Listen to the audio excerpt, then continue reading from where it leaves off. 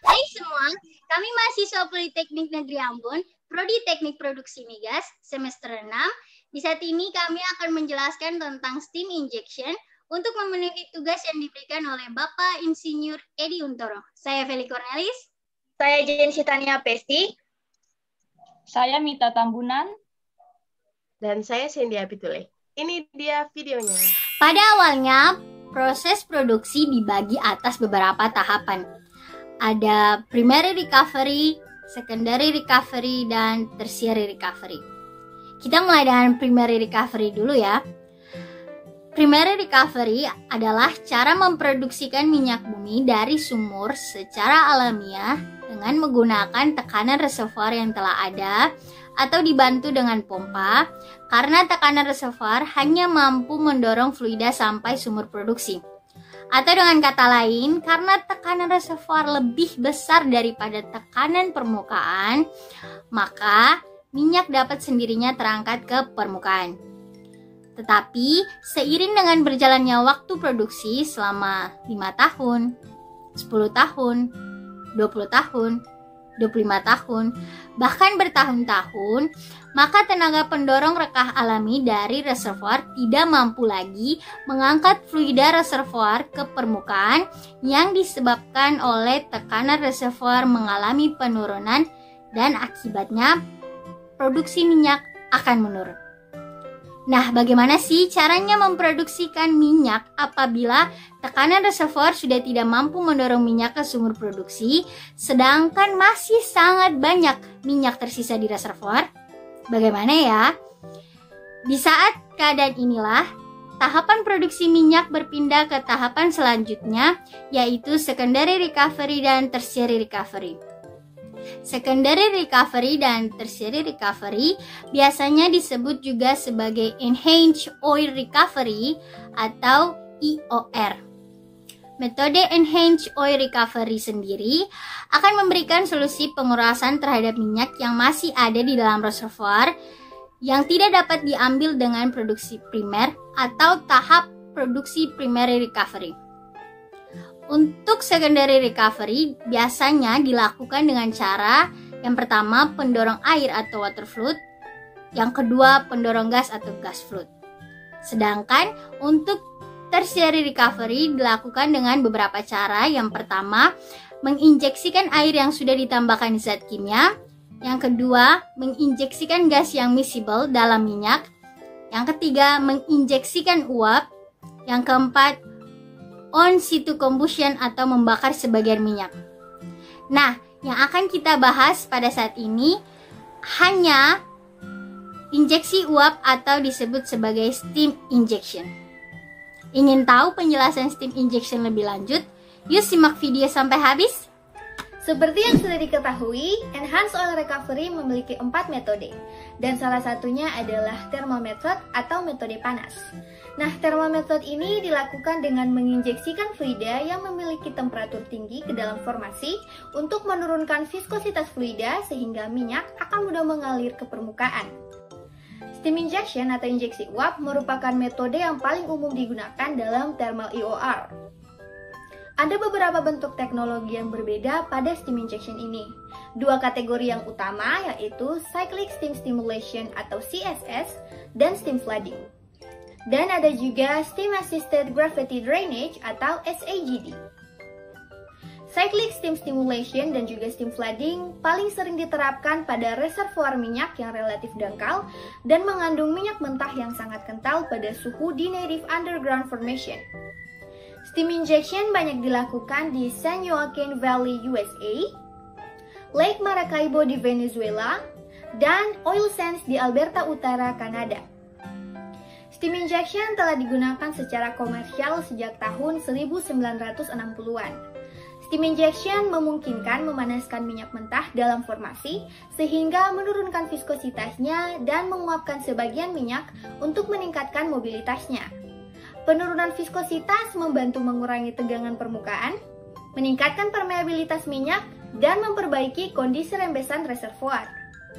Penguapan minyak memungkinkan minyak mengalir lebih bebas melalui reservoir dan membentuk minyak yang lebih baik setelah mengembun.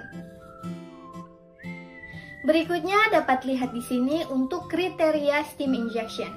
Yang pertama untuk kedalamannya dari 400 sampai 5000 feet. Temperatur uapnya dari 300 sampai 400 derajat Fahrenheit. Tekanan reservoirnya 700 psi. Formation thickness-nya dari 30 sampai 400 feet. Residual oil in place-nya 40%. Oil viscosity-nya 1000 sampai 4000 centipoise. API gravity-nya 10 sampai 36 derajat API. Formation permeability-nya dari 100 sampai 4000 milidarcy. Dan komposit kriterianya lebih dari 20. Sekarang kita akan masuk pada pembahasan berikutnya, yaitu steam flooding. Nah, steam flooding adalah proses enhanced oil recovery untuk meningkatkan recovery dari reservoir minyak berat dan telah memperoleh peran utama dalam tertiary recovery minyak mentah, terutama minyak berat dan minyak kental. Steam flooding juga disebut sebagai continuous steam injection atau steam drive. Dalam steam flooding, sumur injeksi dan sumur produksi berbeda satu dengan yang lainnya. Uap dimasukkan melalui sumur injeksi dan didorong ke arah minyak untuk menggantikannya secara fisik sambil memanaskannya untuk mengurangi viskositasnya. Steam flooding membutuhkan kontinuitas dalam formasi untuk memungkinkan uap menggerakkan minyak menuju sumur produksi, seperti yang terlihat pada gambar di samping ini. Efek yang paling penting dari penambahan uap panas ini adalah yang pertama, mengurangi viskositas minyak, kemudian memperbaiki rasio mobilitas, mengurangi tegangan permukaan, meningkatkan permeabilitas relatif minyak, dan menguapkan sebagian minyak. Ada dua mekanisme yang bekerja untuk meningkatkan jumlah minyak yang diperoleh kembali. Yang pertama adalah memanaskan minyak ke suhu yang lebih tinggi, yang dengan demikian menurunkan viskositasnya, sehingga lebih mudah mengalir melalui formasi menuju sumur produksi. Mekanisme yang kedua adalah pemindahan fisik dengan cara yang mirip dengan water flooding, di mana minyak dimaksudkan untuk didorong ke sumur-sumur produksi. Berikutnya adalah proses steam flooding. Setelah ini saya akan menunjukkan sebuah video animasi tentang proses dari steam flooding. Dalam steam flooding, steam diinjeksikan di dekat dasar reservoir minyak berat melalui sumur injeksi. Uap-uap yang diinjeksikan naik ke atas reservoir karena adanya daya apung atau buoyancy. Minyak berat bersifat kental dan memiliki viskositas atau hambatan aliran yang sangat tinggi yang dapat mempersulit ekstraksi atau produksi. Saat uap yang diinjeksikan bersentuhan dengan minyak, ia memindahkan panas ke minyak berat yang dingin, mengurangi viskositas minyak dan membuatnya lebih mobile. Saat zona uap mengembang menuju sumur produksi, perpindahan panas berlanjut dan produksi minyak meningkat. Ketika zona uap telah berkembang di seluruh area yang ditargetkan, suatu peristiwa yang dikenal sebagai breakthrough, sumur-sumur kemungkinan telah mencapai produksi puncak. Akumulasi uap-uap di bagian atas reservoir disebut sebagai steam chest. Saat steam chest mengembang dan terus memberikan perpindahan panas ke minyak di sepanjang steam oil interface atau antarmuka minyak uap, minyak yang dipanaskan mengalir ke sumur produksi dalam proses yang disebut sebagai gravity drainage. Karena proses gravity drainage terus berlanjut dan sumur produksi menguras reservoir, injeksi uap dapat dikurangi untuk meningkatkan efisiensi operasional dari prosesnya. Sebagai hasil dari proses steam flood, hingga 60% sampai 70% atau lebih minyak awal di tempat atau initial oil in place dapat diproduksi. Steam injector mampu mencapai beberapa reservoir secara bersamaan. Sumur pengawasan dapat digunakan untuk mengukur suhu setiap steam chest dan untuk memantau kemajuan penyebaran uap dari sumur injeksi ke sumur produksi. Teknik-teknik ini memungkinkan peningkatan efisiensi produksi minyak dan tahapan strategis pengembangan lapangan. Berikutnya, saya akan menjelaskan proses steam flooding secara singkat agar kita dapat lebih memahaminya. Berdasarkan gambar di samping ini, selama injeksi uap diinjeksikan secara terus-menerus ke dalam reservoir menggunakan pola sumur produksi injeksi mirip dengan water flood. Seperti uap yang ditunjukkan di sini dengan warna merah, bergerak keluar reservoir jauh dari sumur injeksi. Suhunya turun karena kehilangan tekanan dan mulai mengembun membentuk zona hot water, mendorong minyak ke depan. Semua zona ini bergerak menuju sumur produksi. Dengan manfaat suhu yang tinggi di steam zone, minyak benar-benar menguap. Di zona hot water, minyak berekspansi, viskositasnya turun. Saturasi minyak sisa diturunkan dan permeabilitas relatif ditingkatkan.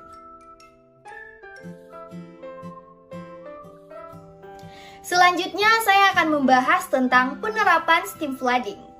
Salah satu contoh lapangan yang menerapkan steam flooding adalah Lapangan Duri Indonesia yang dikelola oleh PT Chevron Pacific Indonesia atau PT CPI. Lapangan Duri telah menerapkan teknologi steam flood sejak tahun 1985 untuk meningkatkan perolehan minyak berat. Ini juga merupakan salah satu pengembangan steam flood terbesar di dunia. Steam flooding adalah proses yang digunakan oleh Chevron untuk meningkatkan recovery dari reservoir minyak berat.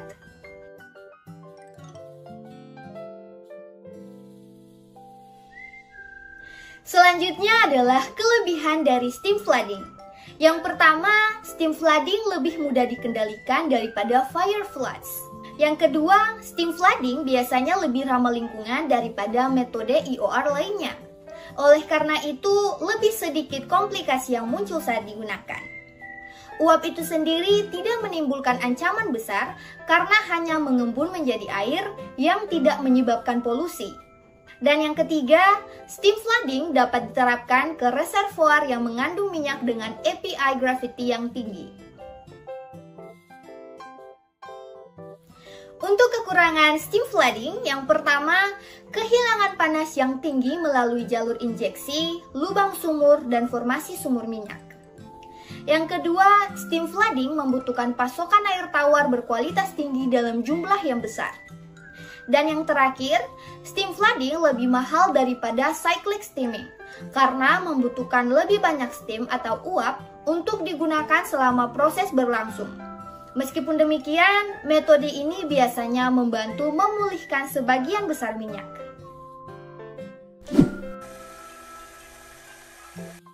Pada pembahasan kali ini saya akan membahas tentang cyclic steam stimulation.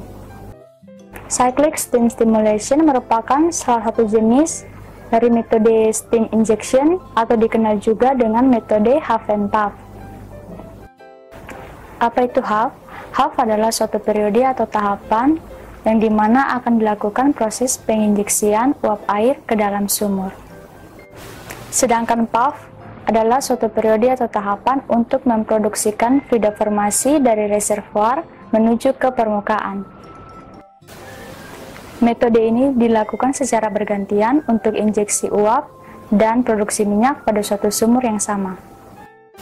Metode ini cocok digunakan untuk sumur yang mengandung minyak berat atau heavy oil.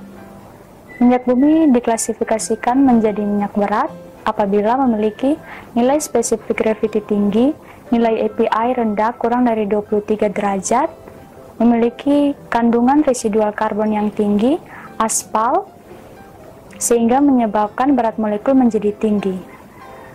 Semakin rendah API minyak, maka semakin tinggi viskositasnya. Oleh sebab itu, fluida akan sulit untuk mengalir.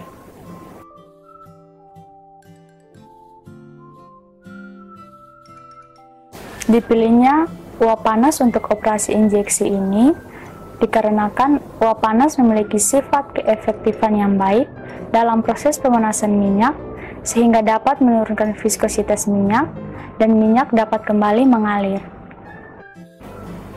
Berikut akan dijelaskan tahapan-tahapan dari metode cyclic steam stimulation atau metode half and puff. Metode cyclic steam stimulation atau half and puff ini terdiri dari 3 tahapan. Yang pertama, injection phase, yang kedua, soaking phase, dan yang ketiga, production phase. Pada gambar berikut akan dijelaskan 3 tahapan dari metode cyclic steam stimulation ini. Pada fase yang pertama, yaitu fase injeksi atau half, uap akan diinjeksikan ke dalam sumur dengan tingkat injeksi yang relatif tinggi selama sekitar 1 bulan. Tahap berikutnya yaitu soaking phase. Pada akhir periode injeksi, sumur akan ditutup selama beberapa hari, sekitar 5 hari, untuk memungkinkan uap menyebar sehingga dapat memanaskan minyak pada area di sekitar sumur. Setelah soaking phase selesai atau fase di mana uap menyebar, maka masuk ke tahap selanjutnya yaitu tahap produksi. Pada tahap produksi, minyak panas atau heat oil akan dipompa keluar dari sumur untuk jangka waktu beberapa minggu atau bulan. Sumur kemudian berada pada periode produksi sampai mencapai laju aliran yang ekonomi, dan pada titik ini seluruh siklus akan diulang. Injeksi dan perendaman uap dapat diulang 4 hingga 5 kali atau sampai respons terhadap stimulasi berkurang. Secara umum, prosesnya bisa sangat efektif, terutama dalam beberapa siklus pertama.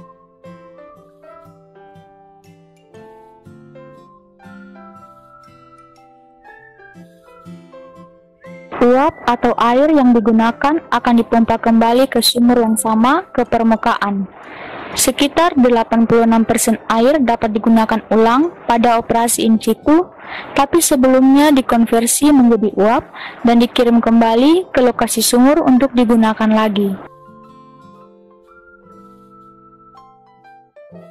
Stimulasi sumur dengan metode half and puff ini secara signifikan dapat meningkatkan laju minyak dengan 3 cara. Yang pertama, menghilangkan endapan aspal atau parafin sehingga dapat meningkatkan permeabilitas di sekitar sumur. Yang kedua, secara radikal mengurangi viskositas minyak, yang dimana akan meningkatkan mobilitas minyak dan produktivitas sumur. Yang ketiga, meningkatkan ekspansi termal dari minyak yang berdampak pada saturasi minyak dan permeabilitas relatifnya. Jumlah siklus stimulasi uap harus ekonomis, sekitar 6-7 kali, dan diharapkan tidak lebih dari 10 kali. Sementara tingkat produksi maksimum dapat diamati pada siklus kedua dan ketiga. Metode cyclic steam stimulation atau half and puff ini membutuhkan biaya yang besar untuk injeksi uap. Namun metode ini dapat memulihkan sekitar 20-25% perolehan minyak dalam formasi. Oleh sebab itu, metode ini banyak disukai dan dilakukan untuk produksi, terutama pada reservoir dengan kandungan minyak berat atau heavy oil. Yang berikut, Steam Assist Gravity Drainage atau SAGD. Mac Energy menggunakan teknologi drainase gravitasi berbantuan uap atau SAGD untuk memulihkan aspal. Dalam operasi SAGD, pasangan sumur horizontal bertumpuk di bor ke dalam reservoir sekitar 400 meter di bawah permukaan. Sumur atas menyuntikkan uap untuk memanaskan aspal yang terpisah dari pasir dan terkumpul dengan air yang dihasilkan di sumur bawah, kira-kira 5 meter di bawah. Aspal kemudian dipompa ke permukaan, di mana ia dipisahkan dari air. Air diolah dan didaur ulang ke dalam sistem. Rasio uap minyak atau SOR merupakan indikator efisiensi operasi SAGD. Umumnya, SOR kurang dari 3 dianggap sebagai operasi yang efisien. SAGD memiliki beberapa keunggulan dibandingkan penambangan pasir minyak. Yang pertama, access to resource. Lebih dari 80% pasir minyak Kanada hanya dapat diakses oleh teknologi pengeboran seperti SAGD. Yang kedua, reduce environment footprint. Dengan sumur horizontal yang membentang lebih dari 1 km di bawah permukaan, area yang luas dapat dikembangkan dengan dampak minimal ke tanah. Operasi SAGD biasanya hanya mengganggu 10% hingga 15% dari permukaan area pengembangan. Yang ketiga, manageable growth. SAGD memungkinkan pengembangan secara bertahap, membantu mengelola biaya dan puncak tenaga kerja. Operasi Max saat ini dan rencana masa depan didasarkan pada ekspansi brownfield multitahap. Yang keempat atau yang terakhir, teknologi upside. Meskipun SAGD adalah teknologi yang telah terbukti, teknologi ini masih relatif muda dan memiliki potensi untuk tingkat pemulihan yang lebih baik, efisiensi energi yang lebih besar, dan biaya yang lebih rendah seiring terus meneliti dan menguji potensi peningkatan.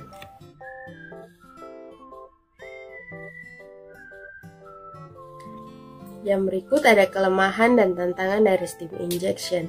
Yang pertama, ketika uap mendingin di dalam sumur. Jadi, uap yang mendingin di dalam sumur akan berubah menjadi air yang bercampur dengan minyak. Ini akan menambah biaya operasional yang ekstra karena jumlah volume cairan yang lebih besar yang harus ditangani. Selanjutnya, fasilitas dehidrasi ekstra atau extra dehydration facility diperlukan di dekatnya untuk memungkinkan pemisahan minyak dan air yang memadai sebelum oil shipment. Yang berikut, yang kedua, injeksi uap terkadang dapat merusak struktur sumur bawah tanah. Hal ini terjadi di reservoir yang rentan terhadap penataan ulang geologis. Fenomena ini dapat membahayakan nyawa pekerja dan merusak peralatan. Oleh karena itu, injeksi uap tidak dapat digunakan dalam jenis reservoir ini, kecuali jika diperlukan kehati-hatian ekstra. Yang ketiga adalah tantangan. Tantangan ekonomi merupakan salah satu faktor penentu dalam penggunaan steam injection. Ketika injeksi uap dimulai untuk pertama kalinya, 1 barel uap yang disuntikkan dapat memulihkan hingga 30 barel minyak tambahan.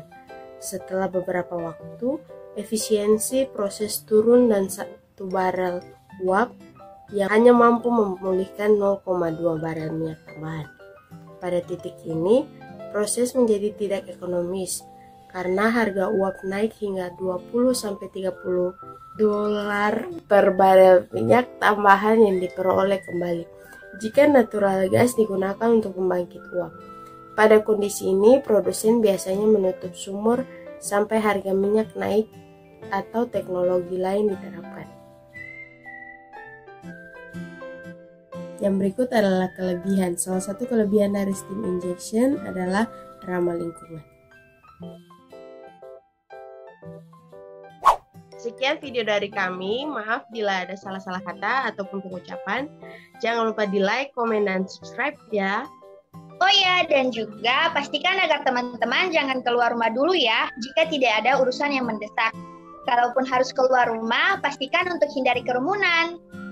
Jangan lupa jika ingin keluar rumah menggunakan hand sanitizer. Lalu patuhi protokol kesehatan dan ketika beraktivitas di luar ruangan, jangan lupa untuk selalu memakai masker.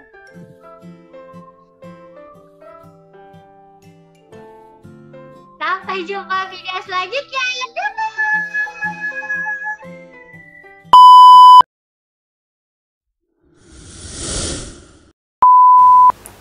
Dipilihnya uap panas untuk injeksi ini dikarenakan tujuan utama melakukan injeksi uap. Secara singkat, sebentar ya, ada motor berbunyi. Uap naik hingga 20-30 dolar. Lanjut aja tadi kalau itu. Air mulu ya.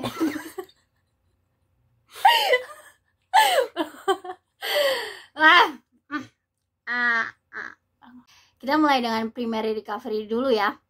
Yang pertama